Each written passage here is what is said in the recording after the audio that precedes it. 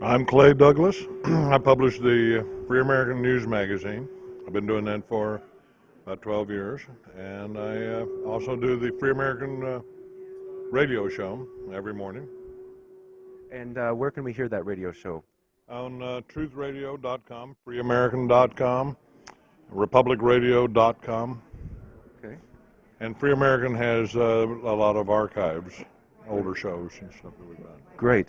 Now, being at the Conspiracy Convention 2006, what is your favorite conspiracy theory?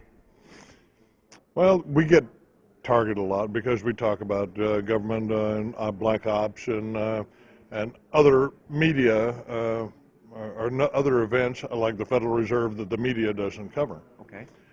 So we get denounced and slandered as conspiracy theorists.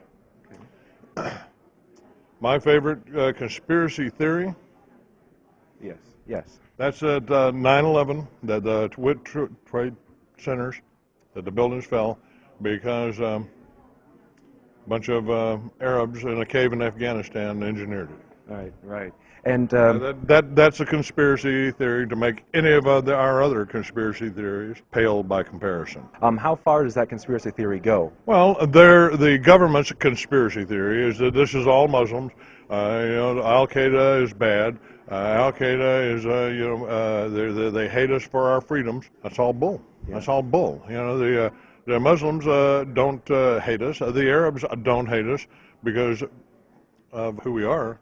They hate us because of what we're doing and who we're supporting over in the Middle East. Yes. The Israelis are far more likely and far more suspect than any of the Muslims out there. Their Secret Service operation, Mossad, their slogan is warfare through deception. Every time you follow any of the leads down about 9/11, who bought the building 3 months before the explosions? Yeah, Silverstein. Larry Silverstein. And how about that building that the plane didn't hit, Larry? Why did that fall down? Oh, we decided to bring that down. Yeah, right. He admitted that he pulled the building. Of course. We're still pointing the finger at Al Qaeda. What's Al Qaeda? So that's a CIA operation set up to fight the Russians in Afghanistan. Yeah, that's right. That's right. The Mujahideen, and Bin Laden was ahead of it. And Bin Ladens have been in partnership with the Bush family for at least 20 or 30 years. When 9/11 happened, they flew the, Bin Laden family and the Saudis out of here. That's right. Well, all other we haven't been able to find Osama bin Laden because, if he's even alive, he was never more than just a figurehead. Yeah, I totally agree. When they couldn't get good pictures of bin Laden, they had a double stand in for him. Some fat Arab, that didn't look anything at all like Osama bin Laden. Right, and now we have the videotapes or the audio tapes because they can't get any videotapes of him. That's right. Yeah, great. Now, what is your goal for your life? Stay alive. Stay alive? Okay. Well, I took an oath to uphold the Constitution of the United States when I was 17 years old. I volunteered for Vietnam. Okay. And I volunteered for Special Forces.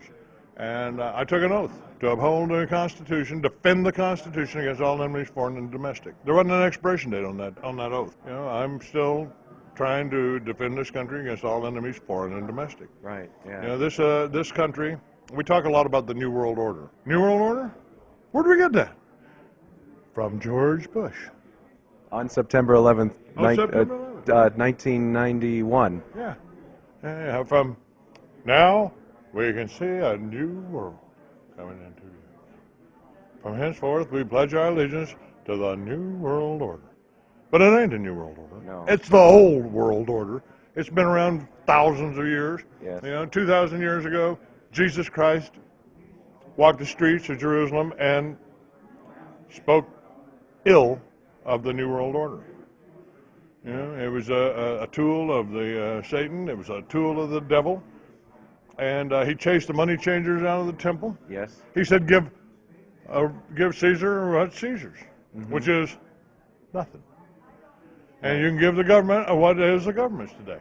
Nothing. Yes, I totally agree. Yes. We had the way set up in this country to finance the government. It was called tariffs. Oh, we got a free trade agreement now. No, the tariffs. Forget the tariffs. Now we got to tax you, the American people. Right. No, that's not the way it's supposed to go. Our government has been subverted, it's been infiltrated, and it's run by foreign agents from foreign governments. And they've been trying to do that since the days of the Cold War in Russia. Right. And now they say we've got a new type of war, a war on terrorism. That means, let me give you a translation, right? That means a war on you, the American people. Suddenly, you are the enemy. They're tapping your phones, and they think you are plotting against the government. We are the government. Yes, we are. Yes, we are. It's we the people, not we the government, not we the Democrats, not we the Republicans. It's we the people. I totally agree. Now, since this has, you've mentioned, 2,000 years with Jesus, this New World Order, Old World Order has been moving forward. How can we change that today? They have, the only thing that's different between now and the days of the Romans with the swords and putting the Christians to the lions is that they have better technology. But everything is a double-edged sword. Right. The soldiers can use the sword to cut you down, you can use the sword to fight back. We use computers. Yes. And it's really more at this point in time, and the CIA recognizes it as and the military recognizes it, and the Army recognizes it, that this is a war against government and people. Tyrannical government, Yes. not the government that our founding fathers set up. Right. Our great democracy. Yeah. Democracy is two wolves and a sheep voting on what's for dinner. And a republic, the sheep is well armed. So is full armament, is that the solution to? It's not the solution, it's a last resort. Last resort, okay.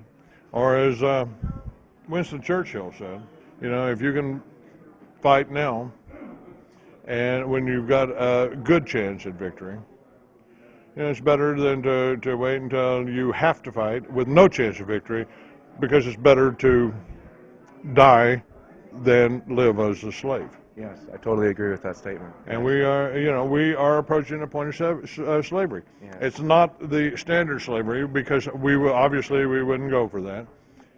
So it's an economic slavery. Yes. We'll give you this nice house over here, but you pay for it 3 times. We'll put you in a nice neighborhood, but you got to go along with the neighborhood thing. You got to do this, you got to do that, you got to do this, and that's the regional controls. Yes, I totally agree. And the plans are in effect right now to make this. We don't need to defend our borders. George Bush tells us. Council on Foreign Relations tells us. We've got to expand our borders to cover Mexico and Canada. We've got to become one big North American community. Yes. Can you say Soviet Union recreated? Right. And also what's happening with the European Union now. Yeah, and the same things happened to Russia. They went after the family farms. They went after they killed 50 million Russians when the Bolsheviks took over. And guess what? Bolsheviks are in Washington, D.C. Yes. Oh, I'm sorry. We must use politically correct terms. Neocons. Can you say neocons? Wow. Yeah. It's so. Again, so your solution is to basically use the computer as an information source, and then at the last resort, to take it back. If we have to. With we with are weapons. not the people like me, and basically I'm a freedom lover. I'm an ex-soldier. I'm an ex-military. I understand. When I got out of the Army, I read the Constitution that I swore an oath to. So I understand what the Constitution is. We're not anti-government. Right. We want honest government. We want the republic that our founding fathers guaranteed us. We want our Constitution. Every officer out there, every FBI guy, every judge, and every soldier out there took an oath to uphold the Constitution and defend against all enemies, foreign and domestic. Why do you think they put that domestic in there? Just for kicks? Right. So anybody that's opposing constitutional government, anybody that's advocating one world government, all 25,000 of you wealthy at the top, you think you're at the top, the people are below you. And the people, one day, once they recognize what you are, they'll come after you. And hopefully we can do it in courts, but if you've destroyed the courts, then we'll do it another way. Right.